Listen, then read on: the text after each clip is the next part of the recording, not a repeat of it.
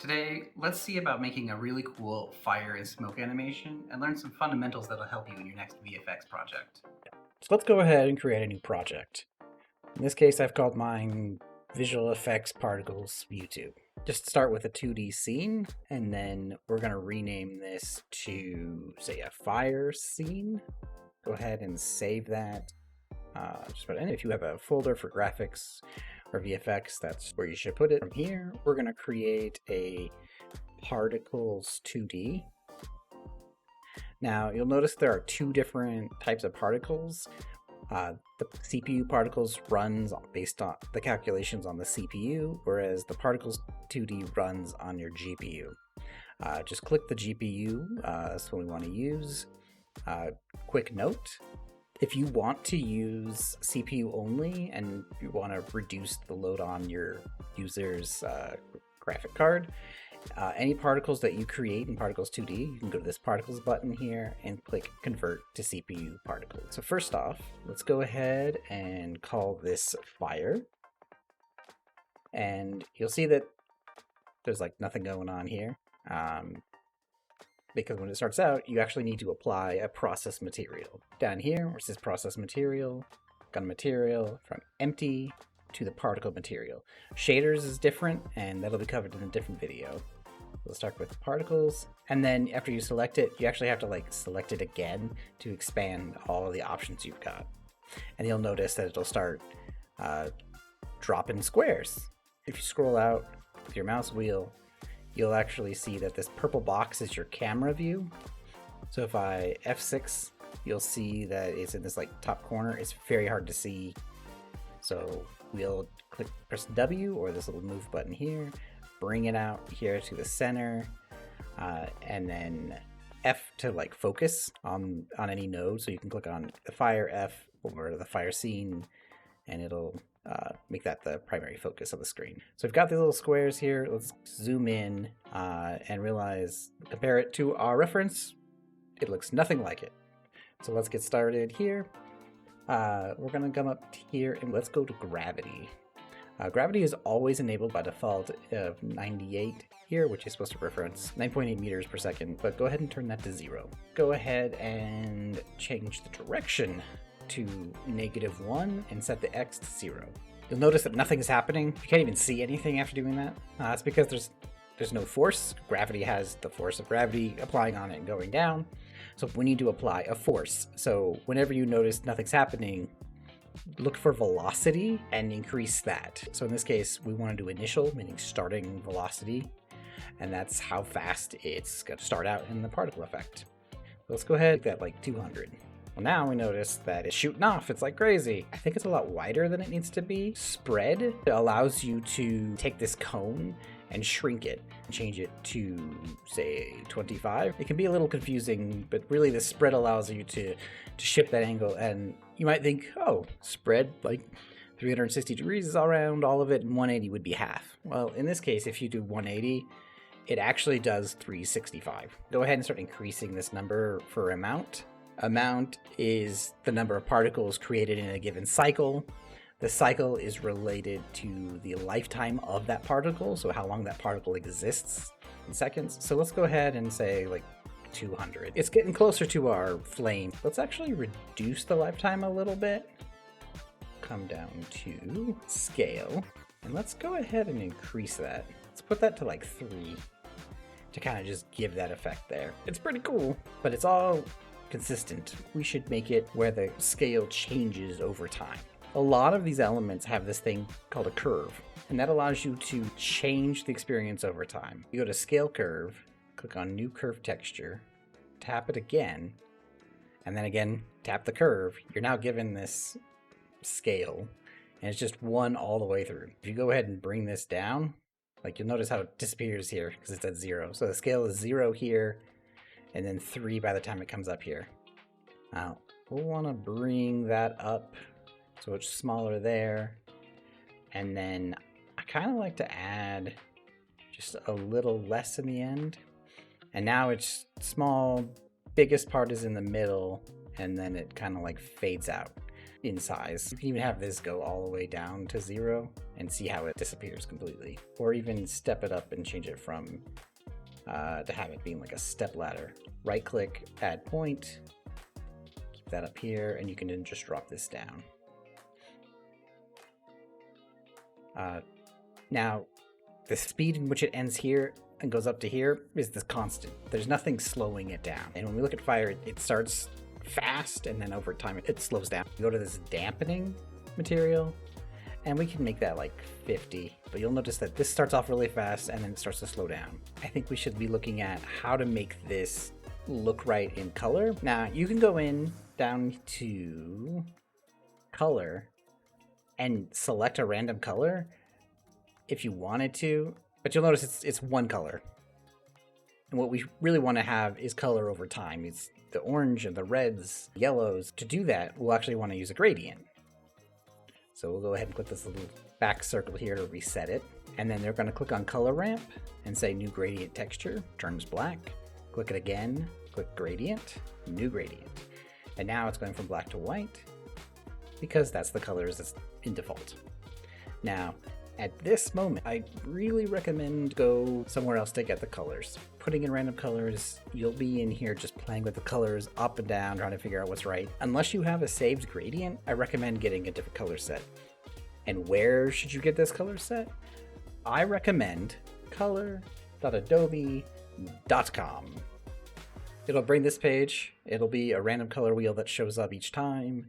This is a wonderful site. All that you need to know for colors. Instead of like trying to figure out what's the best one here, just click on this explore button here. And then we'll come into here, we'll search for fire. And you're then given a bunch of gradients here. So pick one you like. The one that really matches, like this probably wouldn't be a good match. Sometimes I do little like examples of like the color behind it. That's cool for the blue beginning. But let's do this one because I don't think our reference here has blue in it. This looks like the color scheme. What we can do is pop back to Godot. Now that we're back, but we need 5 of these colors. So here's 2, so 3, 4, 5. And try to like set them out. And now you've got those. Now let's go back to the color wheel. And then luckily, you can just click this little copy button and it goes to your clipboard right away. Go right back to Godot, click on this little square. It's kind of hard at first, but you can click on this guy, put that color in there, come back, and just go through the different colors.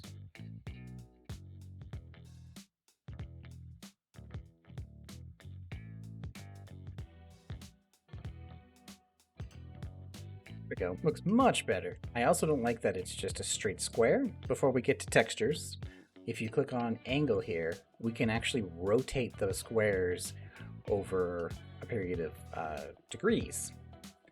So if you change this angle to 360, notice that nothing changed, and that's okay. What we need to do is update the angle random to 1.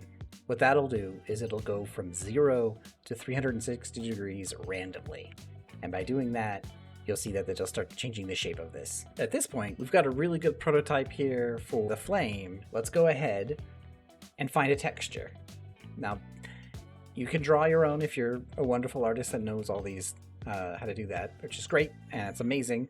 There's also a bunch on the internet. There's a creator out there called Kenny. He has lots of particle effects. You can go to his website, or you can go over here to this asset lib, and all you have to do to find it, you'll see plenty here, but if you go in here and you just type Kenny, you'll see all of his packs here, and then you can click on this particle pack, and it shows you here all the particles you get, which is, there's a great many. So if you're going to go beyond fire, do some lightning, some targeting, do some really cool stuff. Go into here, we'll click download, and you can see it's downloading here, and then we'll click install. It'll create a folder called add-ons and his pack, and with all of the particles in there. And let it import here for a second. Click OK. And now we're going to go back to the scene, and we see it here, the add-ons. Now, There are many in here, and you can feel free to use what you would like. My experience from playing with this is to use this flame number 6 to do this. We go down to textures, expand this, and this empty slot is where you click and drag it. Now, fair warning, any scaling you put in for this block is based on the square of this default particle. Most, if not all, textures that I've seen are huge in comparison. If I bring this out and just drop it here, it's going to create 200 of these, but notice this is such a larger size than this. And we have it scaled to 3. When I put this on, you should not be surprised that the texture is then overwhelming the screen. Which, that's cool and all, but that's a little too much. So just like we upped it to 3 for the square blocks that are so small, you're gonna have to shrink this, so we can go to 0.3 and look at it. That's pretty cool. Play with this a little bit. We can go like 2, which shrinks it even more, or even 5, which isn't too bad. We can even take this guy and add a point, and you can bring this in.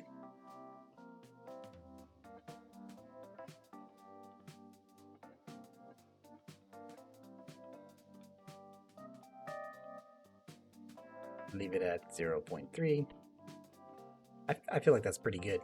It's hard to notice at first, but when this goes out, there's this like popping little feature here. Feels like it's a little out of order. To actually change that, you get to go up to drawing and then change the draw order from index to lifetime. And now notice that the order in which they're drawn on the screen, the layering feels more right. So play with that and see the difference for yourself, but you can just see that there's no weird popping experience that's happening here. The biggest thing that comes around to particles, understanding what these different settings do, because then what feels right, but also knowing when to say, I've been playing with this for too long and I need to stop, or I need to look up how would I achieve X thing. Another really cool thing is, while we're in this drawing tab, you can see this says local chords are on.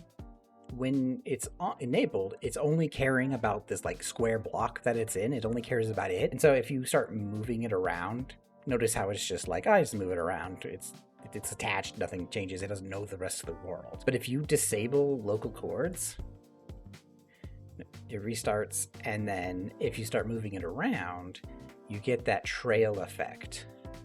And so you could have it like attached to a character, and so as they leave, or maybe it's a flip the other way and it's a jetpack and they get to fly around or something. We can leave that back on. Let's go ahead and save this so we don't lose any of our settings. So next, we're gonna just like refine this a little bit. There's a options called trail. Now, trails, there's not a lot of good documentation on it, but basically it divides the number of particles and turns them into like a trailing effect for what's remaining. And so that helps for anything that has, like flames have ends and pieces. So what I like to do here is change this to 2.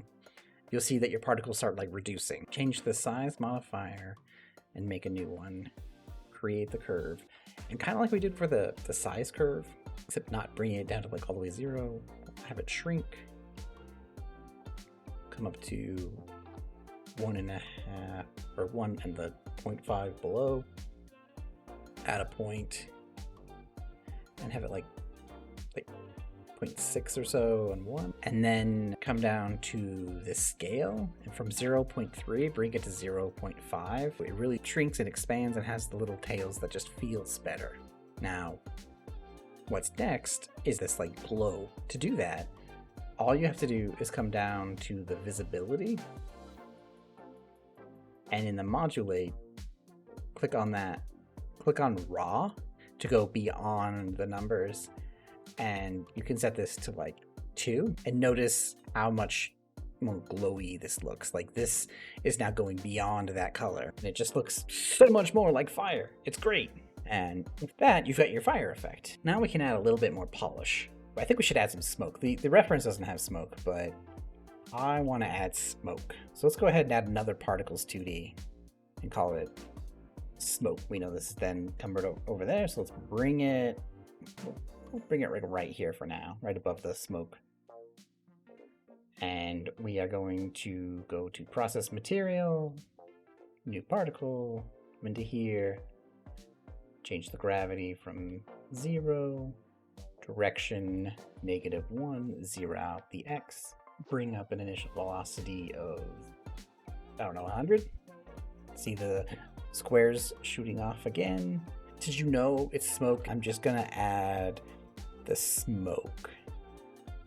Which, again, there are many smokes, and I think it's smoke 4. Bring smoke over. See that it's a lot, and that's because the texture is huge. So we'll come to scale, and we can go to 0.5, maybe even 0.3. 0.5 looked good. We'll put some dampen on that to slow smoke down. Add a lot of smoke. That definitely feels weird, so let's go ahead. We can actually increase this maybe to 200. That drawing is weird. Go to lifetime and notice that this looks better. I actually think it's too big still.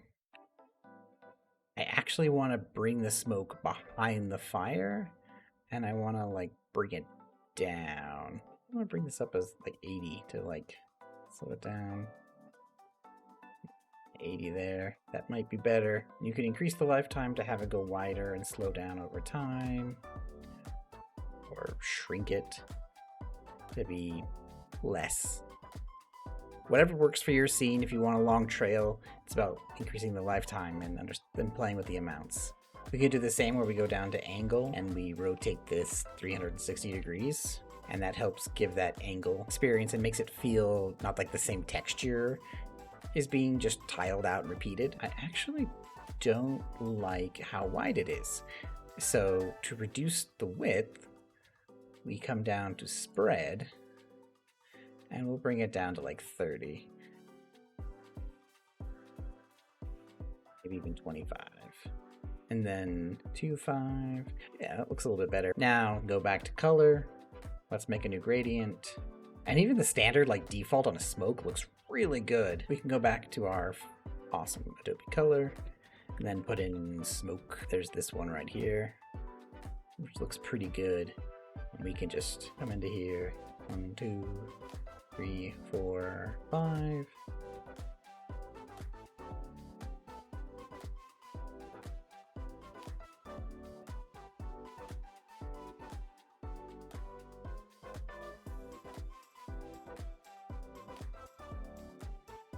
And now that looks really cool. I want to show a couple more tricks that can be done before we end this here. And that is, if you hit F6 and run it, it's kind of quick to see, but if you ever slow it down enough, the fire and the smoke are emitted at exactly the same time. And when you're animating that, you want the scene, you want the fire to begin and then the smoke to begin right then after. So to do that, this is the coolest part about this thing. You can do this about any property. So let's go to Animation Player. You can now create a new animation by select this animation button, click New, and we can just call it Fire. Now you see these like keys at the corner here?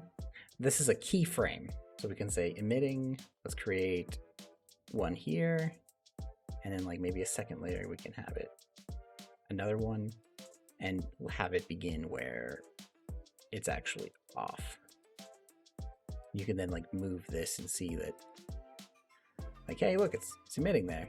And then we'll go to the smoke and create emitting on as a key, create the track, and then we'll just turn this guy off. Come forward a little bit. Notice as we come through here, you can actually see how it plays. And then we can go here, go back to smoke, check on emitting and click this. Turn on autoplay so it autoplays when it loads the scene. And then we'll go all the way back, see how there's nothing. And now we'll play. And that happened just a little too quick. So we can play with moving this a bit and hit play. Still a little ways. There we go. And then you can play with missions and scale and even have it grow over time. Every single property has this key, which means every single thing can be animated. It's awesome. Experiment, play with it, show me what you could do with that. last and final cool thing is, you know how we went to the visibility and we changed it to this like raw and made this glow? You can take that a step further and have things have a bloom effect, like a glow effect, like the neon. I think of Geometry Dash and all these other games out there. You could do that, or even on this fire to create a glow around. It's really simple. You'll, in your main scene in which all of the different scenes come together and be loaded, go ahead and Control A, look for World Environment. These are all the post-processing effects that you can do in here. Environment, new environment, just like the gradient stuff. Background, we'll want to change this from clear to canvas. So we're working on a canvas. And then there's a little button called glow. Click enabled. Notice that everything has keys, so you can even do it on here. And you can change the intensity to like 1, change the blend mode from soft to additive, and look at that. And that's a little much. So you can actually go to 0.8 or even 0.6 and reduce it. And the scale of the effect is based on the intensity level and this like raw. So you can go like, actually bring this down if we go to like 1.8. And that looks much better. It looks really cool. But this works, like I said, on this effect. The glow works on everything you can add that modulator, which is everything that's visible. You can create a color rectangle, change the color to like a blue, go to visibility and the raw button and just change it, and now see that it glows, and you can do some fancy things with that. And I've saved this project and I put it up on the GitHub page if you want to go look at it. Information is in the description below, and you can play with this and experiment as you would like. So while editing this video, it came to my awareness that the outro was totally useless. So I just want to say thank you for watching the video. I hope you liked it. I hope you found it helpful. Subscribe if you want to see more content, and click maybe one of these other videos and learn something else. As always, stay safe, stay awesome.